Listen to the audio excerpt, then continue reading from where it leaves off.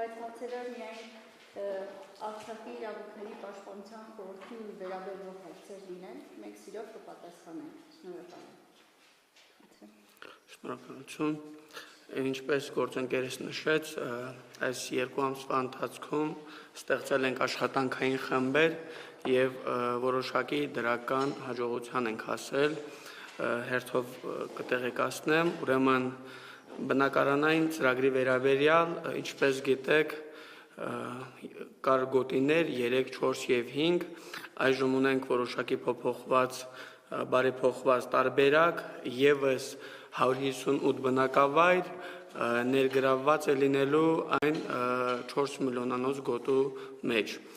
Դրանք հիմնականում Կոտայքի, Արագածոտնի, Արարատի մարզերում են լինելու, այստեղ ընդհանուր առմամբ ապրում է 13207 արցախցիներ,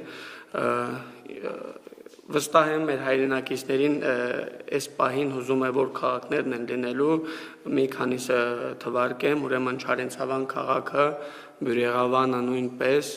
ցավոք սրտի Աբովյանը ներգրավված չէ, այնտեղ կան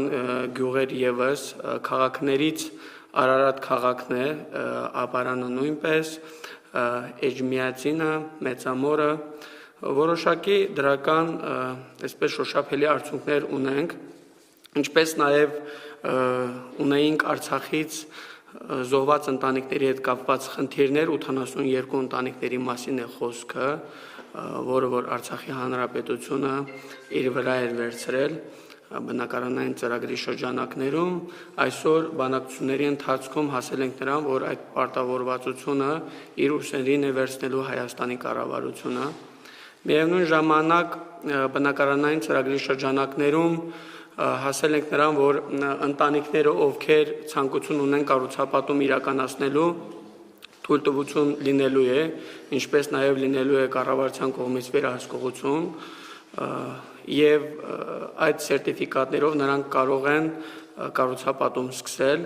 Այս պահին քննարկման փուլում է, նախկինում ունեինք այդ սերտիֆիկատով հողատարած գնելու տարբերակ, որի շեմը կազմում է 4 միլիոն դրամ,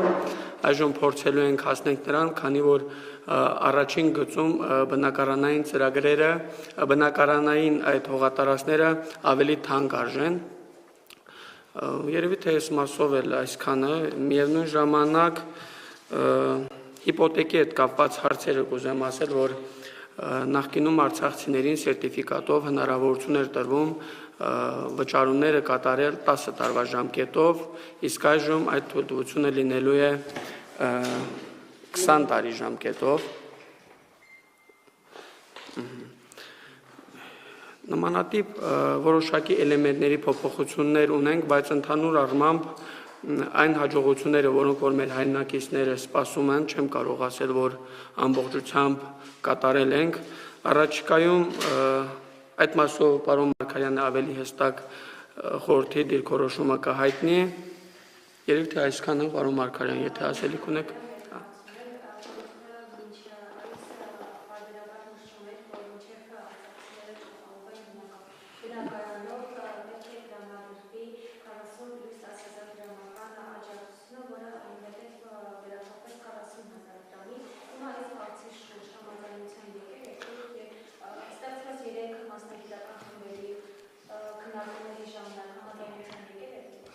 Ցավոք սրտի այդ հարցում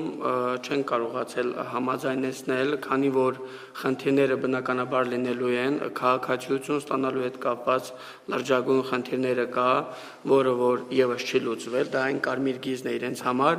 միևնույն ժամանակ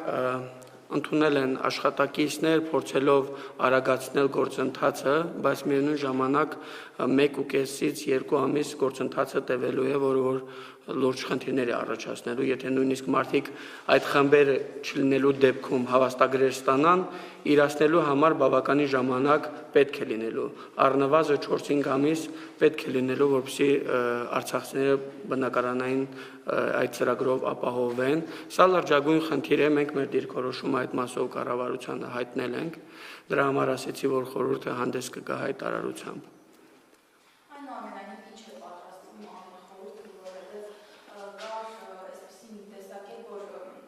Դիրքորոշում, որ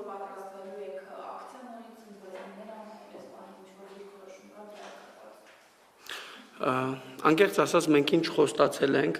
գնում ենք այդ ճանապարհային քարտեզով, բնականաբար այս արդյունքները, եթե ասեմ ամբողջությամբ կատարել ենք ոչ, բայց չնկատել դա էլ ճիշտ չի լինի, միևնույն ժամանակ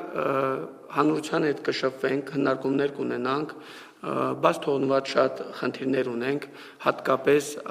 խնդիրը վերաբերվում է 2 եւ 3 հոգանոց ընտանիքներին, որովհետեւ այս ծրագրով այդ ընտանիքները չեն կարող օգտվել բնակարաններից։ Կառավարությունը որոշել է ստեղծել մի մոդել, որը որ հնարավորություն կտա այդ քաղաքացիներին ապահովել բնակարանային ծրագրով։ Իսկ ինչ վերաբերում է ակցիաներին, բնականաբար շարունակվելու են, խորհուրդը հանդես է եկել ոչ միայն արցախցիների սոցիալական խնդիրներով, այնտեղ ունենք մենք 12 կետ, առաջինը դա արցախցիների հավաքական վերադարձն է, գերիների մասին ենք խոսել ենք պետական ինստիտուտների դերի մասին, բազմաթիվ են խնդիրները եւ այս առումով խորհուրդը իր դիրքորոշումը չի փոխել։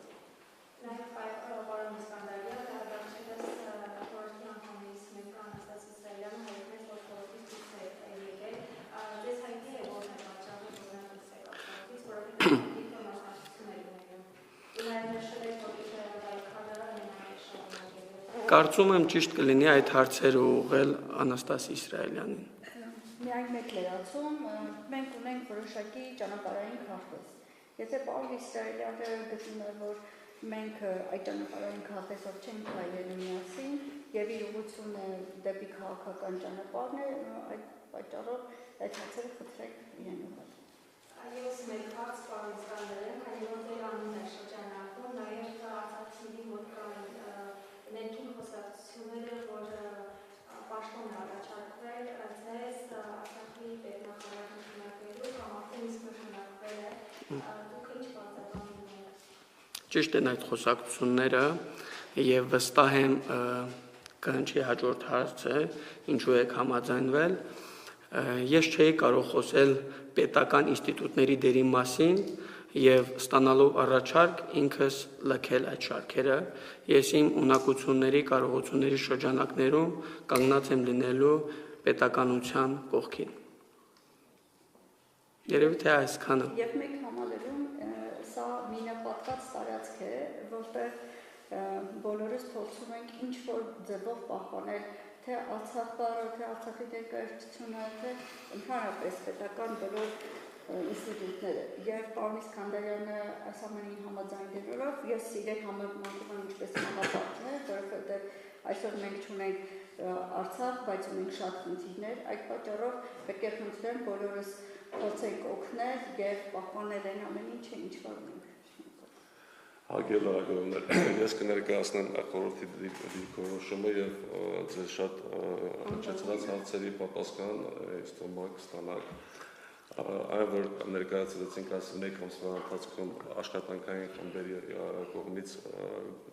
գրանցված արդյունքները իրականում բավարար